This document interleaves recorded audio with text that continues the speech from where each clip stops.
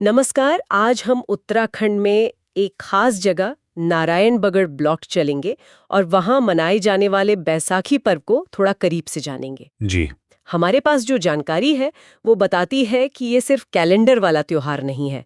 मतलब अप्रैल मई में जब नई फसल आती है ना, हाँ हाँ। उससे जुड़ा एक पूरा सांस्कृतिक उत्सव है ये। तो चलिए आज इसी स्थानीय पर्व के रंग और इसके महत्व को समझते हैं। बिल्कुल, और शुरुआत शायद प्रकृति को धन्यवाद देने से होती है। हाँ बिल्कुल।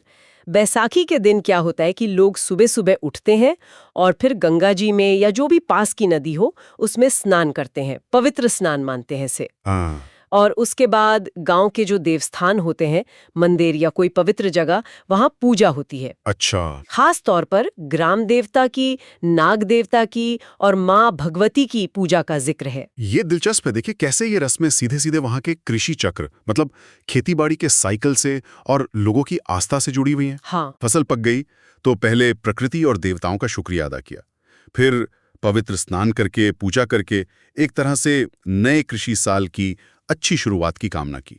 सही कहा। और ये जो देवता हैं, ग्राम देवता यानी गांव के अपने रक्षक देवता, फिर नाग देवता जिनका पहाड़ों पे तो वैसे भी खास महत्व है, और माँ भगवती, ये सब स्थानीय मान्यताओं को दिखाता है। हाँ बिल्कुल। तो ये सिर्फ एक रस्म नहीं है, ये अच्छी फसल और खुशहाली के लिए सबकी मिलकर की गई प्रार्थना है एक तरह से। बिल्कुल। और इस पूजा पाठ के बाद ही असली माहौल बनता है उत्सव का। हाँ, कैसे?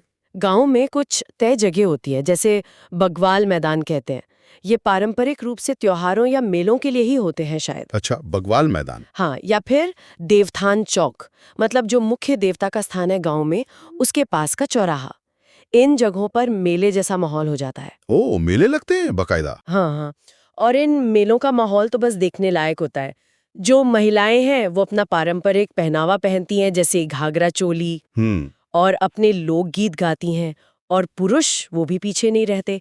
ढोल दमाऊं, वो जो बड़े नगाड़े जैसे होते हैं ना। हाँ हाँ, ढोल दमाऊं तो गढ़वाल की पहचान है। बिल्कुल। और हुंकारा, रणसिंघा, ये रणसिंघा शायद वो लंबा सा मुड़ा हुआ बिगुल जैसा वाद्य होता है। जी जी, रणसिंगा वही है, युद्ध वगैरह में भी बजता था पहले। हाँ, तो इन सब वाद्यों की धुन पर पुरुष लोग नृत्य करते हैं।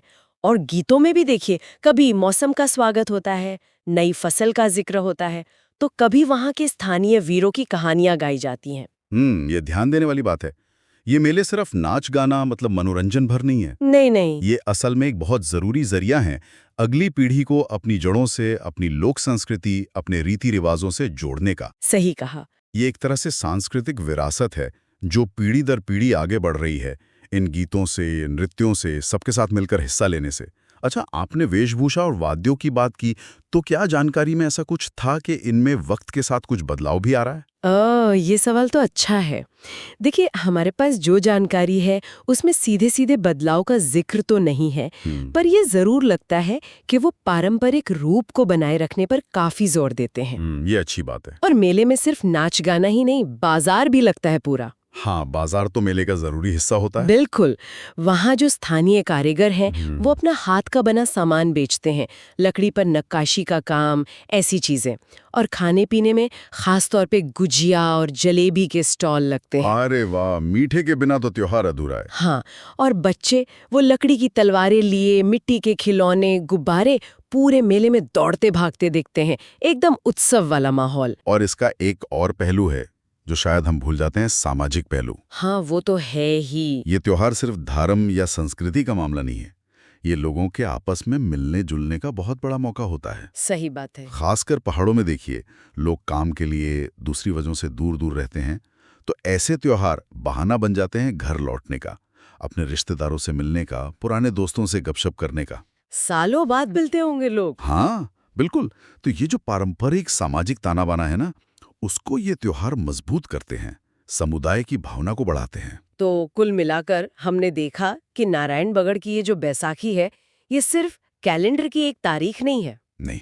ये तो धार्मिक आस्था भी है, लोक कलाओं का प्रदर्शन भी है, स्थानीय बाजार भी है, और सबसे जरूरी, लोगों का आपस में जुड़ाव भी है। और ये सब कुछ कहीं ना कहीं प्रकृति और खेती से जुड़ा हुआ है। बिल्कुल सही।